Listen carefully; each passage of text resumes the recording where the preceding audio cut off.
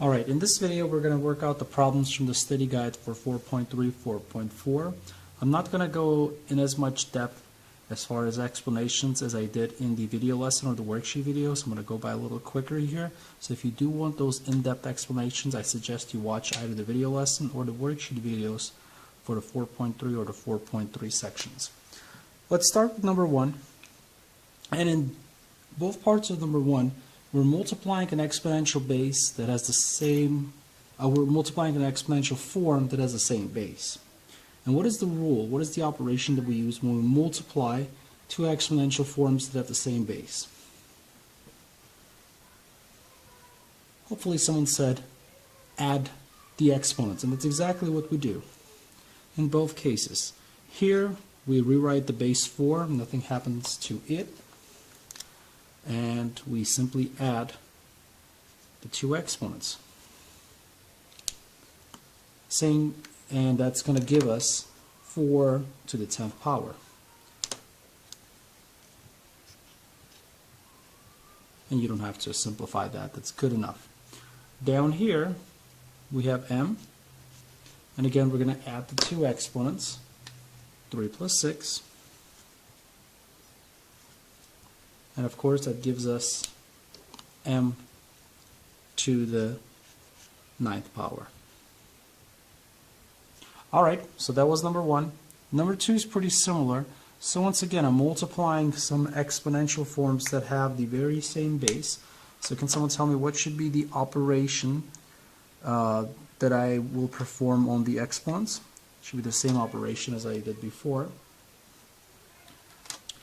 It is indeed addition. I'm going to add the exponents. So again, I rewrite the base doesn't change, and both parts I'm going to be adding. Here it's 6 plus a negative 3. So be careful with that. What's 6 plus negative 3? It's a positive 3. So that's my answer, 11 to the 3rd power. Alright, now looking at the second part, I'm going to add again 0 plus 5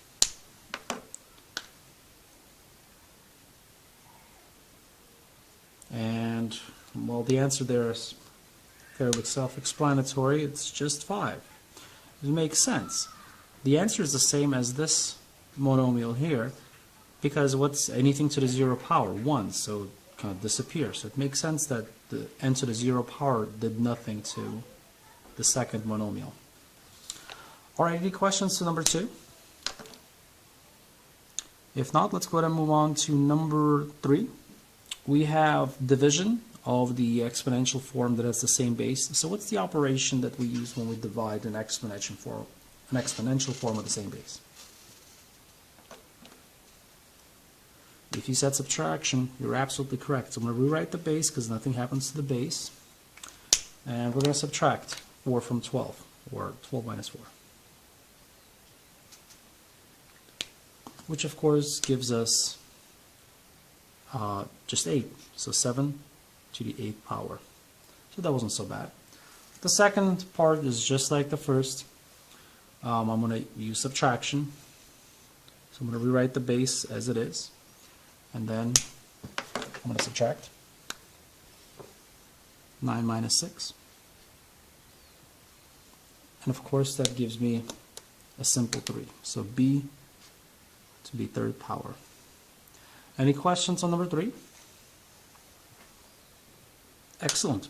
Let's talk about number 4. So once again, what is the operation that I need to perform for the exponents, since I'm dividing an exponential form with the same base? Subtraction, of course. I'm going to rewrite my base here, and it's going to be 5 minus 7. Be careful here. Can someone tell me what's 5 minus 7?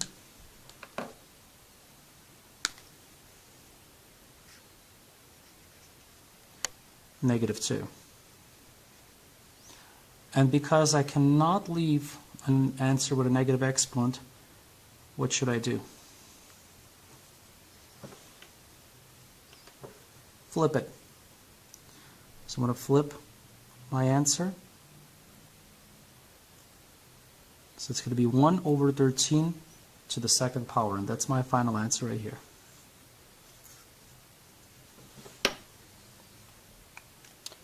All right, second part. Again, I'm going to subtract, so it's going to be x, and it's going to be negative 3 minus 2.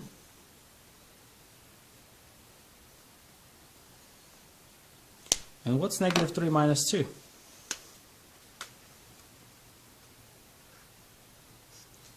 If you said negative 5, you're absolutely correct. Good job.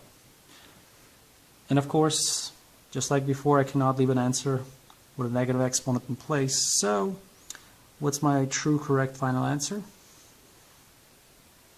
I flip, so I get 1 over x to the 5th. So those were a bit tougher, I guess trickier. Any questions on 4?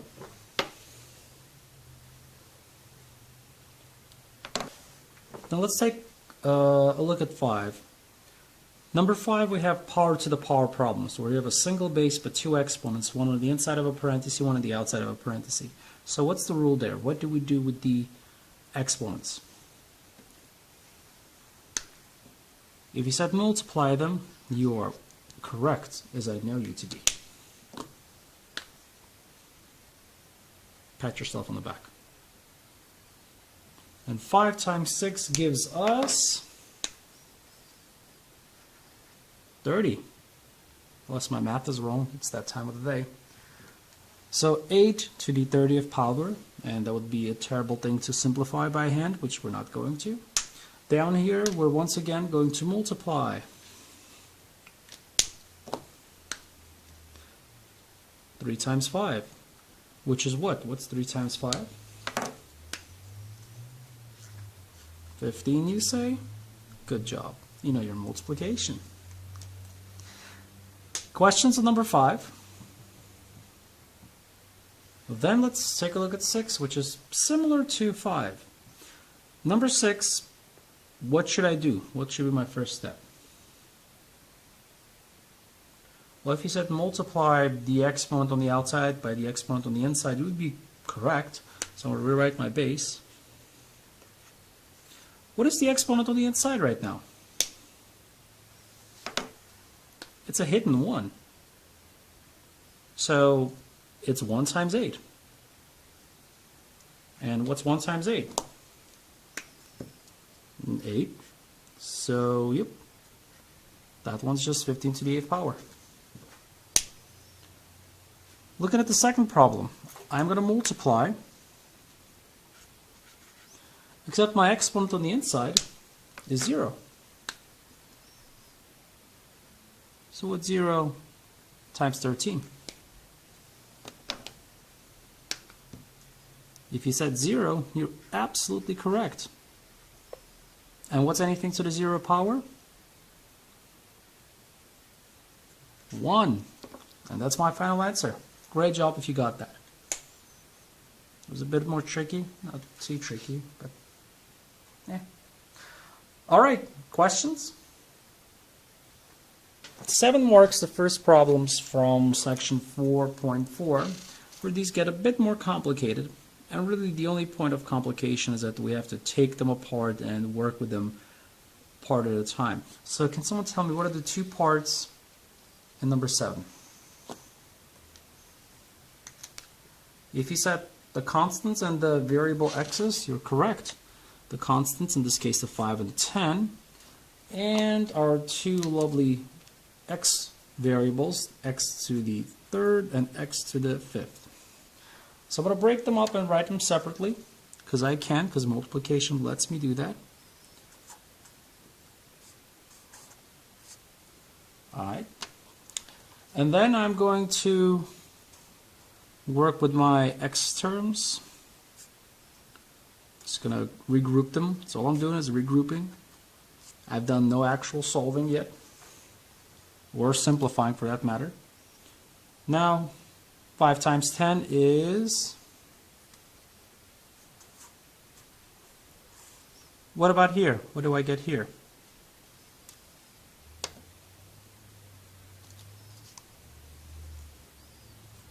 Well, I add the exponents. 3 plus 5. So my final answer is 50 x to the 8th power. Questions on number 7?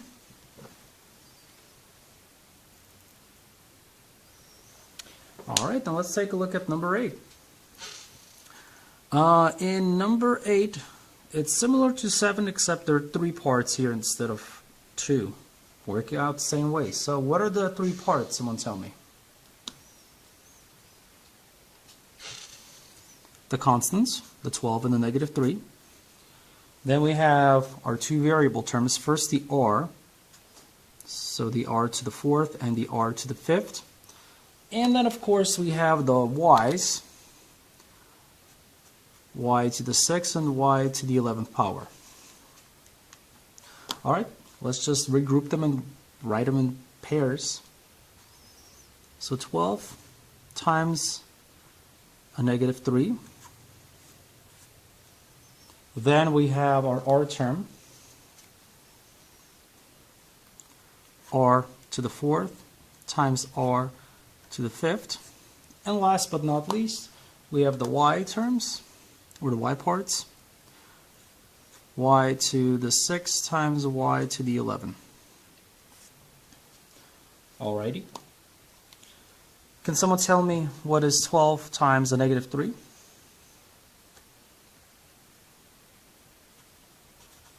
Negative 36. Good job. And what about right here? I add them, so it's going to be 4 plus 5. And I do the same thing for the y terms. I add the exponents of the y term as well. Okay, so my final answer is going to look like this. Negative 36, r, 4 plus 5 is 9, y, 6 plus 11 is 17. And that's it. Questions on number 8?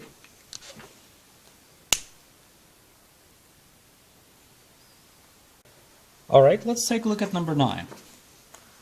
Number 9 is a division problem. It has 2 parts. Can someone tell me what are the 2 different parts?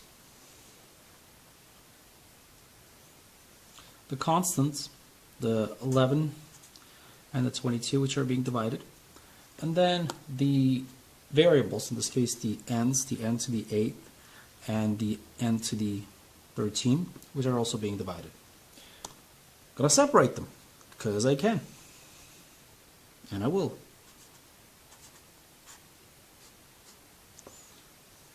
So that's my constants, 22 divided by 11. And now I'm going to get my n terms. Alright, it's not so bad, it's not so bad.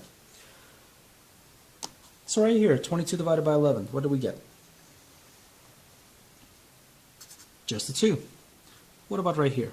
What do we do? What's the operation? Subtraction, because we're dividing 2 exponential forms with the same base. So 13 minus 8. Which means our final answer is going to look like this. 2n to the 5th power. Hopefully no mistakes were made. Alright, excellent. Questions on number 9? Because that is our final answer.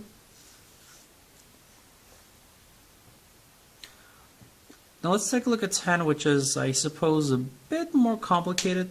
It's not so bad. It's not so bad. Can you tell me what are the 3 parts?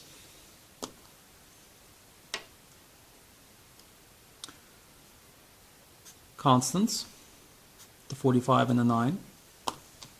Then we have the x variable term, part, not term, part, to the x parts.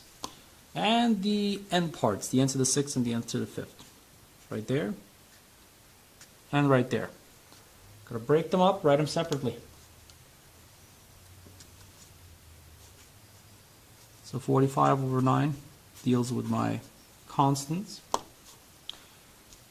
then x to the fifth over x to the fifth deals with my x's. And then n to the sixth over n to the fifth deals with my n terms. So what does that give us? 45 divided by 9 is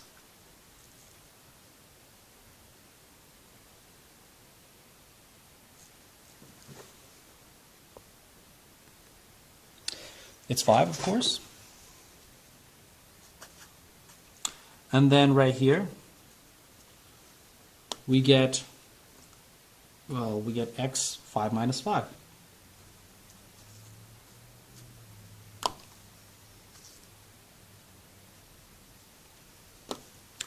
And then for the n's, we get n 6 minus 5. So our final answer looks like this. Oops, sorry. 5.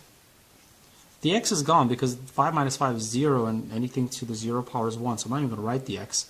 And n is just to the first power, and I don't have to write that first power, so that's my answer, 5n. Questions on number 10? Last two problems. So let's get them out of the way. First, let's take a look at number 11. So here we have 10m to the third power, all taken to the second power. In this case, we have an exponent outside of a parenthesis. And how can we work it into this monomial?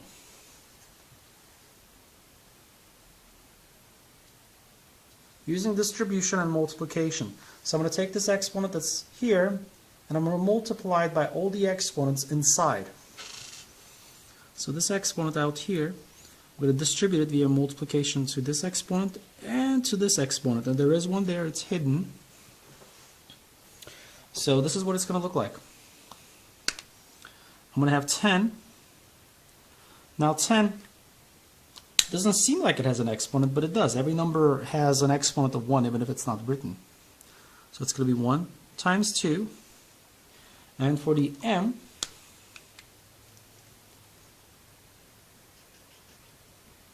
it's going to be 3 times 2.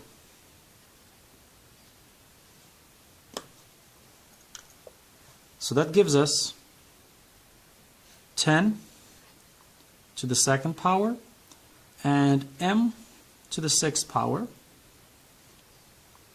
And that's pretty close to the final answer, but because we can actually simplify this is not too difficult to simplify. What's 10 to the second power? It's 10 times 10, which is 100. So in this problem, I would expect you to actually fully simplify it, because that's not too difficult. So that would be the final answer I would expect for 11. Questions?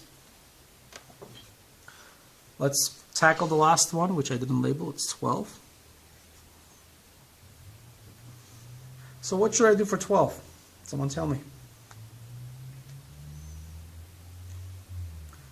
If you said take the exponent on the outside, which is that 3, and multiply it by all the exponents inside the parenthesis, you're correct. So I'm going to use distribution and multiply this here by the exponent of the b, here by the exponent of the a, and here by the exponent of the 3, or the negative 3.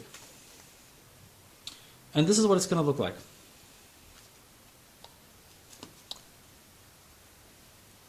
Should I put a parenthesis around the negative, or should the negative be outside? The negative has to be inside a parenthesis because it's inside, it's being affected by this exponent. So if I don't put that parenthesis, that the exponent will ignore it, and I don't want it ignored. And I have nothing right now, which means it's a 1 times 3. Then for the a, I already have a 6 there, so it's simply going to get multiplied by the 3. And then for the b, I have nothing there right now, so I write a 1, which is being multiplied by 3. This gives me negative 3 parenthesis to the third power, because 1 times 3 is 3, times a to the 18th power times b to the third power. And I can actually simplify this. It's simple enough. So can someone tell me what is negative 3 to the third power?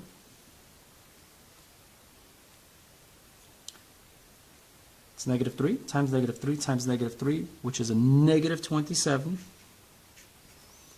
a to the 18th, b to the third. And that is my final answer. Questions on the last problem? All right, thank you very much.